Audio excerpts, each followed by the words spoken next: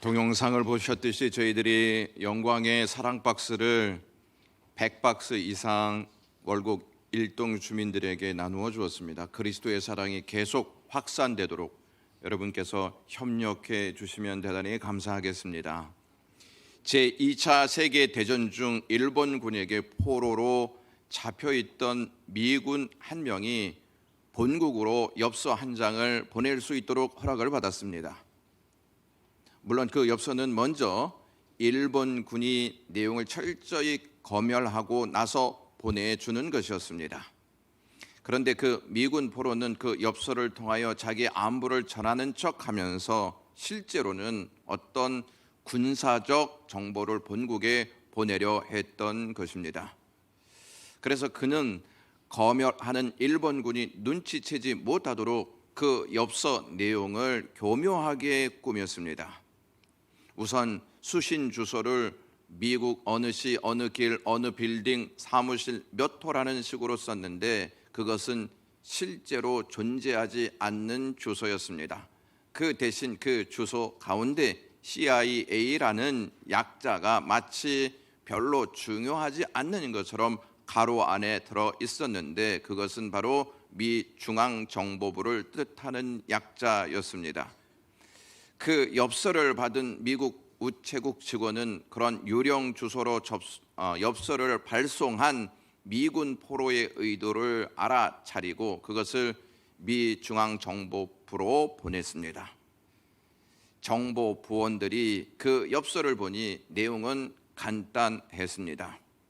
이곳에 우리 미군들이 포로로 잡히게 되었지만 별일 없이 다 건강하게 잘 지내고 있다는 식의 서너 문장의 글로서 일본 군들이 오히려 좋아할 만한 내용이었습니다.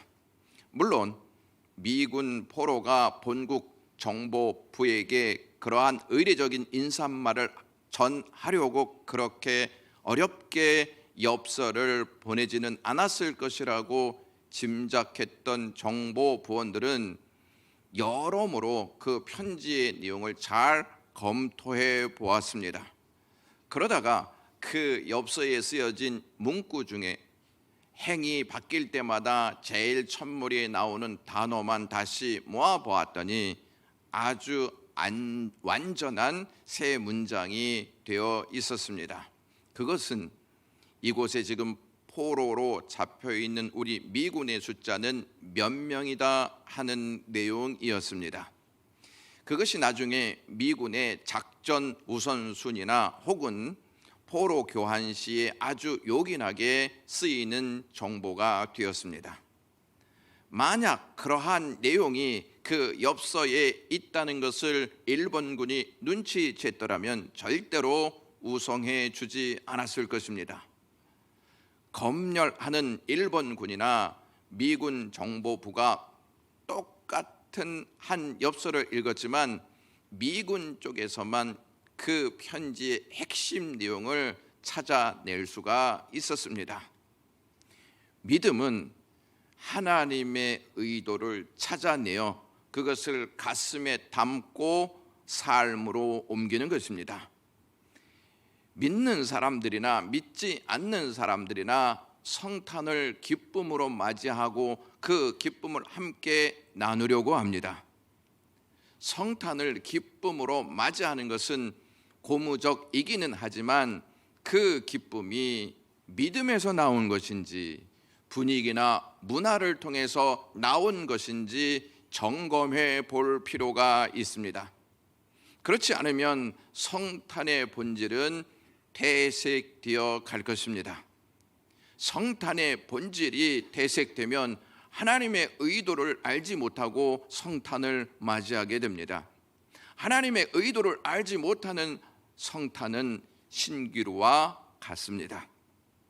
최근 미국 어느 주에서는 크리스마스라는 용어를 쓰지 않기로 결정했다고 합니다.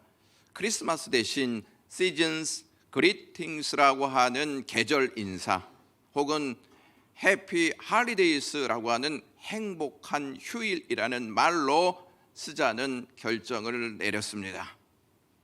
예수님이 오심으로 기뻐했던 성탄이 그리스도 없는 성탄으로 단지 계절 축제로 행복한 휴일로 전락해 가고 있습니다.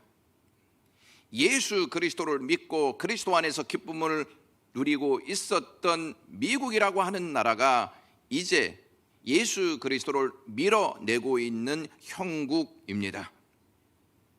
영국의 전통적 도시인 벙잉엄이라고 하는 시에서는 크리스마스 축제를 없애기로 결정했습니다.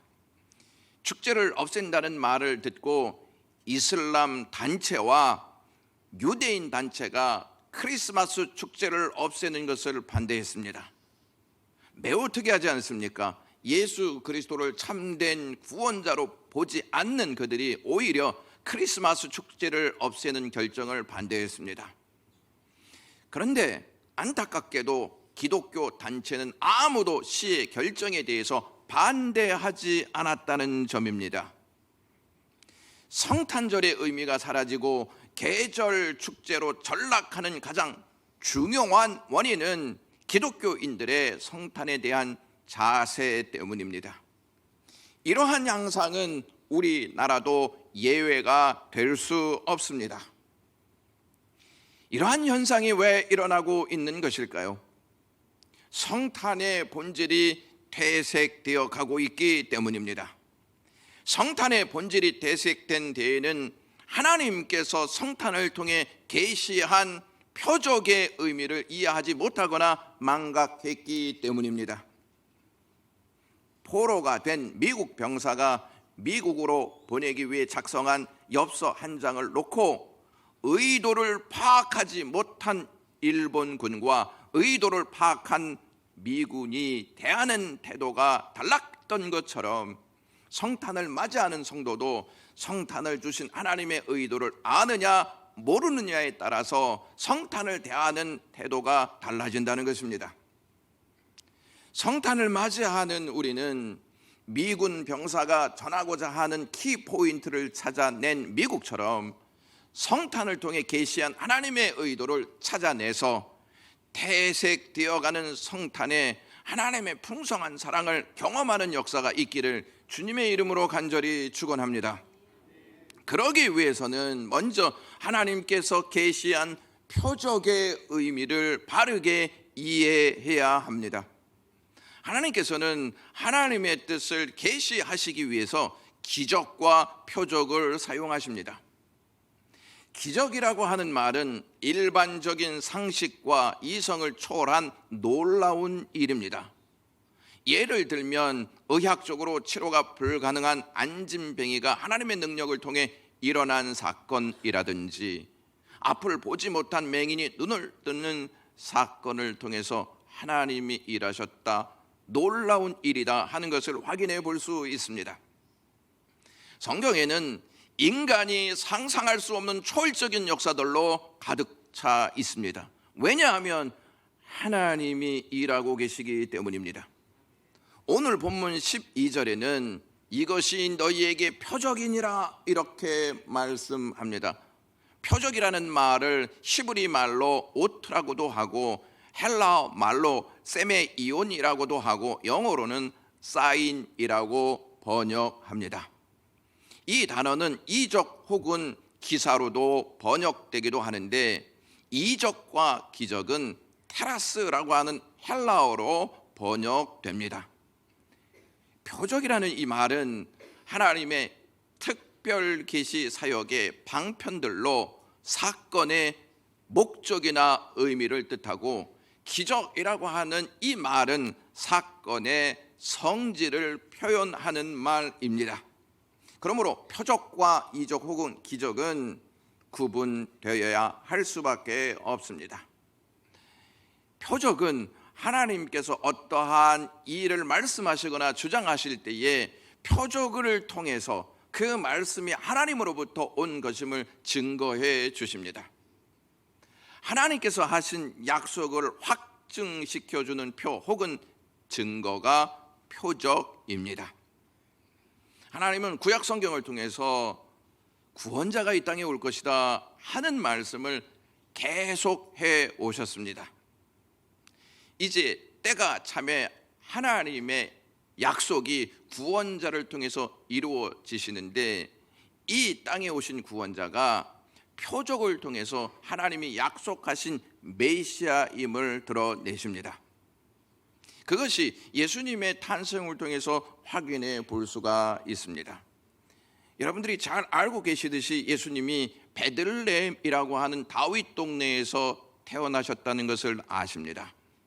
4절 말씀해 보시면 요셉도 다윗의 집 족속이므로 갈릴리 나사렛 동네에서 유다를 향하여 베들레헴이라 하는 다윗 동네로라고 하는 말씀이 기록되어 있습니다. 예수님이 이 땅에 오시기 전 700년 전에 활동하였던 선지자가 있었는데, 그 선지자가 미가 선지자였습니다. 미가 선지자가 예수님이 어디에서 탄생하실 것인지에 대한 예언을 해 놓았습니다. 미가 5장 2절 말씀에 보시면 베들레헴 에브라다야, 너는 유다 족속 중에 작을지라도 이스라엘을 다스릴 자가 내게서 내게로 나올 것이라. 그의 근본은 상고의 영원에 있느니라. 이렇게 예언했습니다. 미가 선지자는 구원자가 베들레헴에서 나올 것이다 하는 사실을 예언했고, 그 예언대로 구원자가 다윗의 동네인 베들레헴에서 탄생하셨습니다. 예언은 말로 끝나서는 안 되고 성취되어야만 합니다. 예언이 성취되지 않거나 예언과 맞지 않게 성취되는 일이 있다면 그것은 거짓된 것입니다. 예수님이 베들레헴에서 태어나셨는데, 베들레헴이라고 하는 뜻은 떡집이라는 의미를 담고 있습니다. 예수님께서 빈들에서 오병이어의 기적을 행하셨습니다. 그 기적을 행하신 목적은 예수님이 누구이신지를 백성들에게 알리시고자 하시는 목적이 있었습니다. 예수님은 자신을 어떻게 묘사하냐면, 나는 하늘에서 내려온 생명의 떡이라고 묘사하십니다. 요한복음 6장 47절에서부터 51절 말씀을 보시면, 진실로 진실로 너희에게 이르노니 믿는 자는 영생을 가졌나니 내가 곧 생명의 떡이로라. 너희 조상들은 광야에서 만나를 먹었어도 죽었거니와 이는 하늘로서 내려온 떡이니 사람으로 하여금 먹고 죽지 아니하게 하는 것이니라. 나는 하늘로서 내려온 산 떡이니 사람이 이 떡을 먹으면 영생하리라. 나의 줄 떡은 곧 세상의 생명을 위한 내 살이로라 하시니라 말씀하셨습니다. 요한복음의 저자인 요한은 이것을 기적이라고 말하지 않고 표적이라고 말씀합니다. 구약 성경에서 베들레헴이라고 하는 지역은 위험과 기쁨의 공간으로 전해집니다. 먼저 베들레헴은 야곱의 아내인 라헬이 베냐민을 낳다가 죽은 곳이었습니다. 따라서 베들레헴은 죽음이 있고 잉태가 교차하는 장소였습니다. 그리고 베들레헴은 룻기의 배경으로 등장하게 됩니다. 룻이라고 하는 모함 여인이 히브리 사람과 결혼을 해서 가정을 이루었습니다. 그런데 슬프게도 남편이 죽게 됩니다. 그는 슬픔에 잠긴 시어머니 나오미와 함께 나오미의 고향인 베들레헴으로 갑니다. 나오미의 뜻은 복이라고 하는 뜻인데, 나오미의 남편도 잃고 자식도 다 잃어 어려움을 당한 자신의 처지를 가르쳐서 나는 더 이상 복 있는 여자라 말하지 말고 마라, 즉 쓰라림으로 불리어라, 이렇게 말하고 있는 내용이 룻기서에 기록되어 있습니다. 나오미가 베들레헴으로 돌아왔습니다. 그 쓰라림이, 그 아픔이, 그 고통이 기쁨으로 변하게 됩니다. 며느리 룻은 나오미의 친척인 보아스를 만나 그와 결혼하여서 아들을 낳는데, 그 아들의 후손이 다윗이고 다윗의 후손이 메시아이십니다. 기쁨과 위험이 있는 장소가 베들레헴이었습니다. 예수님께서 기쁨과 위험이 있는 장소인 베들레헴에서 태어나시는데, 오늘 본문에 보시면 예수님의 탄생을 큰 기쁨이라고 말씀하고 있습니다. 하지만 이것이 고통으로 제어될 것입니다. 무슨 말씀이냐면, 헤롯이 2살 이하의 모든 아이들을 죽이는 역사를 예수님의 탄생을 통해서 행합니다.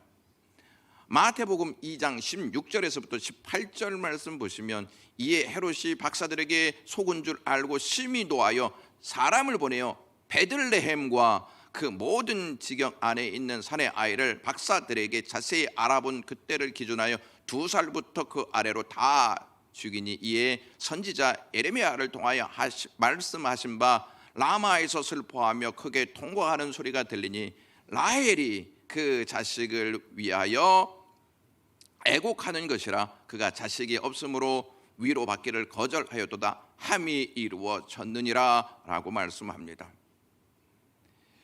베들레헴은 한때 목동들이 있었던 장소였고, 이 장소에 다윗 왕이 있었고, 다윗 왕은 베들레헴에서 양떼들을 기르는 일을 감당하였던 사람이었습니다.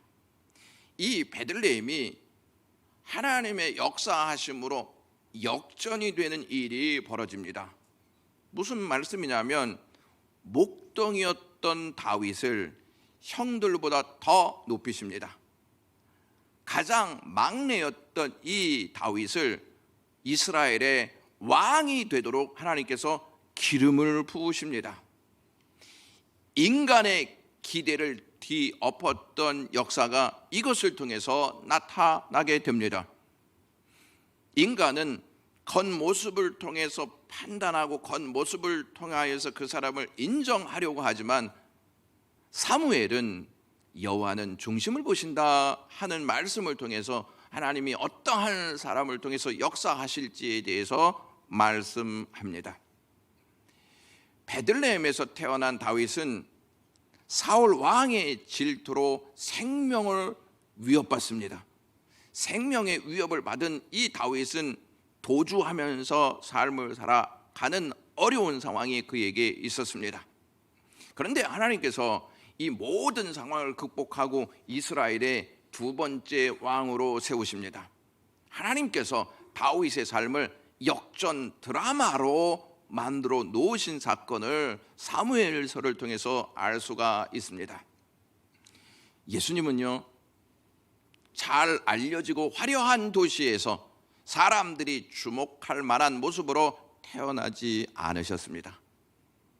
작은 마을 베들레헴에서 초라한 모습으로 태어나셨습니다.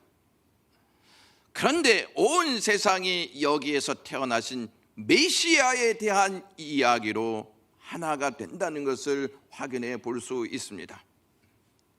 베들레헴에서 태어나신 예수 그리스도는 연약한 모습으로 십자가에 달려 돌아가시기까지 합니다. 예수님은 십자가에서 죽으심으로 끝나지 아니하시고 부활하심으로 생명의 구주가 되십니다. 베들레헴이 죽음과 잉태의 장소였습니다. 베들레헴에서 태어나신 예수 그리스도가 죽음도 경험하시지만 부활의 역사를 통해서 온 인류에게 생명을 주십니다. 예수님이 다윗의 동네에서 태어나실 것을 천사가 목동들에게 알려줍니다. 그 내용이 누가복음 2장 11절 말씀에 기록되어 있습니다. 오늘 다윗의 동네에 너희를 위하여 구주가 나셨으니 곧 그리스도 주시니라 라고 말씀합니다. 사무엘상 16장에서 다윗이 처음 등장할 때 다윗은 들에서 양떼를 지키고 있던 목자였습니다. 1000년 뒤에 다윗의 자손으로 오신 예수 그리스도를 제일 먼저 알아본 사람은 목자였습니다. 유대인 문헌에 따르면 예루살렘 주변에서 양을 지키는 목자들은 일반적인 목자가 아니라 성전에 드려질 제물을 키우는 사람들이라고 되어 있습니다.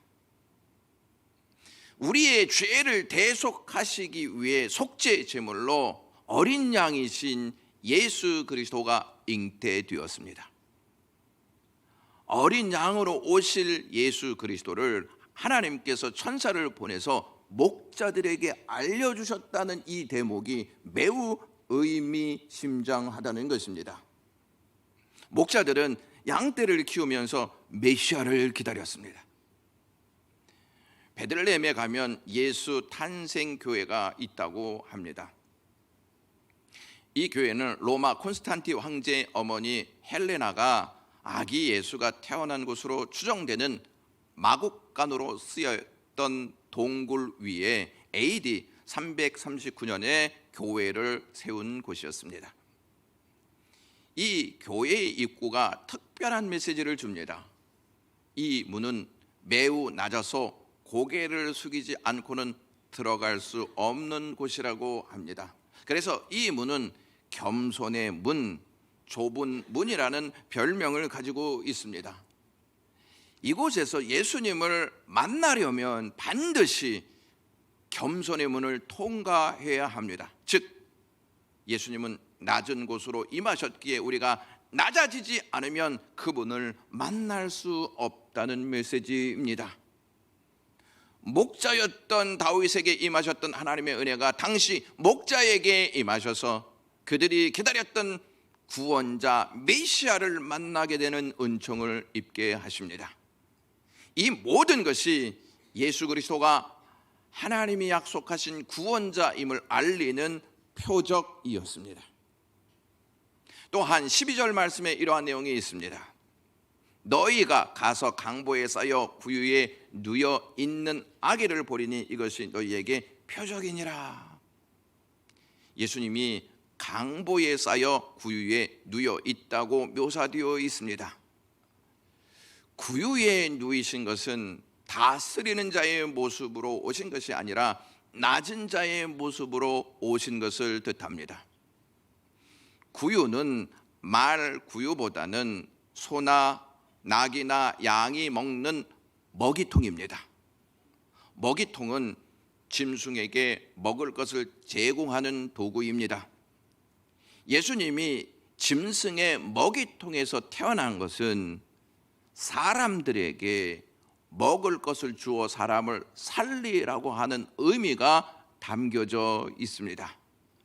이러한 관점에서 보면 오병이어의 기적, 칠병이어의 기적이 매우 의미 있게 다가오지 않습니까? 예수님이 구유에 누이신 것은 이사야 1장 3절 말씀에 예언된 내용이었습니다. 소는 그 임자를 알고 나귀는 그 주인의 구유를 알건만은 이스라엘은 알지 못하고 나의 백성은 깨닫지 못하도다라고 되어 있습니다. 유대인들은 아직도 누가 메시아인지를 알지 못하고 있습니다. 여러분, 예수 그리스도가 왜 구유에 누이셨을까요? 그것은 오늘 성경을 통해서 알 수 있는 것이 한 가지가 있는데 여관에 있을 곳이 없기 때문이었습니다. 여기에서 말하는 이 여관이라고 하는 단어가 카타리마라고 하는 단어인데 객실을 뜻합니다. 이 객실을 뜻하는 카타리마라고 하는 단어가 어디에 또 등장하게 되냐면 예수 그리스도의 최후의 만찬과 관련이 있는 단어입니다. 예수님께서 제자들을 예루살렘으로 보내셔서 유월절 최후의 만찬을 나눌 객실을 찾으십니다. 유월절 음식을 먹을 객실이 어디 있느냐 이렇게 말씀합니다. 자, 그런데 예수님이 태어나실 때 여관 즉 객실이 아닌 구유에서 태어나셨습니다. 예수님의 최후의 만찬도 객실이 아니라 다락방에서 하셨습니다. 여관에 대해서 일부 학자는 에레미야 41장 17절에 나오는 베들레헴 근처에 있는 게롯김함이라는 곳, 여행자들의 숙소가 있는 곳이다 이렇게 추정합니다. 이는 다른 많은 사람이 인구 조사를 위해 오래된 마을을 찾아왔기 때문에 베들레헴에 사람이 너무 많았습니다. 거기에서 잘 수 있는 공간이 없었다는 말씀입니다. 이 이스라엘 땅에 다윗의 자손들이 너무 많았기 때문에 전국에 흩어져 있었는데 어디에 많이 그들이 같이 살았냐면 나사렛에서 같이 무리가 지어 살았다고 합니다. 예수님이 나사렛에서 활동하신 이유는 바로 여기에 큰 의미가 있습니다. 예수님께서 초라한 모습으로 작은 동네인 베들레헴에서 태어나십니다. 여기에는 굉장히 의미심장한 내용이 있는데 그것은 예수님의 시작이 초월하다. 예수님의 그 탄생이 우리에게 마지막에 어떤 메시지를 줄 것인지를 알립니다. 구유에 누이셨던 주님은 마지막에 무덤에 누이십니다. 20세기 트라피스트 수도사인 토마스 머튼이라고 하는 사람이 이런 말을 했습니다. 이 세상에 들어오실 때 그분은 누울 곳조차 없는 아기였고 초대받지 못한 불청객이셨다. 태어날 집이 없고 누울 곳도 없었지만 이 세상에 계셔야 했으므로 그분은 집이 없는 사람들과 함께 계셨다라고 했습니다. 집이 없으면 서럽지 않습니까? 그 마음을 누가 아시겠습니까? 예수 그리스도가 아신다는 것입니다. 강보가 표적이다 이렇게 오늘 본문은 말씀하고 있는데 그 의미가 무엇인지를 아시면 여러분도 하나님께서 주시는 은혜가 얼마나 깊은지를 알게 될 것입니다. 예수님 당시에 제사장들이 24,000명이 있었다고 합니다. 이들은 흰옷을 입고 제사를 드렸습니다. 성전에는 제사장 옷을 만드는 방이 있었는데 이 방의 이름이 핀처방이었습니다. 제사장이 옷을 입다가 헤어지거나 찢어지게 되면 이 옷을 버리지 않았습니다. 이 옷은 거룩한 옷이기 때문에 버려서는 안 된다 해서 모아두었습니다. 그 이유는 이스라엘 백성들이 지키는 절기 중에 초막절 절기가 있는데 초막절 절기만 거리의 가로등을 밝히는 불을 피웠습니다. 초막절은 추수 후에 절기이기 때문에 불을 피울 수밖에 없는 상황이었습니다. 당시는 전기가 없었습니다. 가로등을 높이 만들고 감람유를 붓습니다. 그리고 심지는 제사장들의 헌 옷을 사용했습니다. 이것을 강보라고 말합니다. 따라서 1년 중에 강보가 거리에 나오는 절기는 초막절입니다. 1년 중에 초막절만 강보에 불을 붙입니다. 강보를 1년 동안 보관하는 이유는 초막절 밤에 빛을 내기 위함입니다. 강보가 표적이라는 말은 예수님이 초막절에 태어나셨다는 뜻을 내포하고 있습니다. 초막절 마지막 밤이 되어지면 성전에 여인의 뜰이 있습니다. 네 모퉁이에 촛대의 불을 훤히 밝혔습니다. 이때 예수님께서 당신이 누구이신지를 요한복음 8장 12절에서 계시하시는데 이렇게 말씀하십니다. 내가 세상의 빛이다. 이스라엘 백성들은 강보하면 떠오르는 것이 빛이었습니다. 매우 긴밀한 관계를 가지고 있지 않습니까? 예수님이 탄생하자 강보로 예수님의 알몸을 쌌습니다. 이는 예수님이 제사장이라는 표적이 있습니다. 히브리서 기자는 예수님을 히브리서 6장 20절에 영원히 대제사장이 되어 우리를 위하여 승천하셨다고 전하고 있습니다. 제사장이요 라틴어로 폰티텍스라고 하는데 이 폰티텍스라고 하는 말은 다리라는 뜻입니다. 다리는 이쪽과 저쪽을 연결시키는 역할입니다. 소통을 의미합니다. 제사장이라는 말은 다리를 놓는 사람들입니다. 무슨 뜻이냐면 하나님과 백성들 사이에 다리를 놓는 사람들이 제사장들입니다. 죄로 인하여 인간은 하나님과 함께 할 수가 없었습니다. 큰 공간이 생기고 말았습니다. 이 틈을 메꾸기 위해서 하나님이 인간과 인간이 하나님과 하나 될 수 있도록 그 역할을 중재하셨던 분이 예수 그리스도이십니다. 그분은 하나님과 우리 사이에 다리가 되십니다. 그분이 오시지 않으면 인간은 하나님을 만날 수 없고 하나님은 인간에게 사랑을 베풀 수가 없는 것입니다. 예수님은요, 다리를 건설하러 오신 분이셨습니다. 이것이 표적이라는 말입니다. 강보가 예수님이 하나님의 아들이라는 표적입니다. 확실한 표적입니다. 예수님은 제사장이셨습니다. 우리와 하나님 사이에 다리 역할을 감당하셨던 분이셨습니다. 그분께서 약속대로 이 땅에 오셔서 하나님과 인간 사이를 하나 되게 하셨습니다. 그러므로 성탄을 맞이하는 우리는 그리스도께서 어떠한 의미로 이 땅에 오셨는지를 알고 그리스도께서 강보에 쌓이셨던 것처럼 우리도 우리의 마음을 그리스도의 마음으로 쌓여 있어야 한다는 것입니다. 예수님이 우리를 향하여 너희는 소금이다, 너희는 빛이다 이렇게 말씀하시지 않았습니까? 강보는 빛이었습니다. 그리스도를 믿게 된 우리는 세상의 빛으로 그 역할을 감당하는 하나님의 백성들이 된 것입니다. 주님은 비록 초라하고 작은 동네 베들레헴에서 태어나셨습니다. 그것도 모자라 객실이 아닌 냄새나는 짐승의 먹이통에서 강보에 쌓여 누워 계셨습니다. 대수롭지 않은 탄생 이야기 같아 보이지 않습니까? 하지만 그 안에는 위대하신 하나님의 사랑이 담겨 있습니다.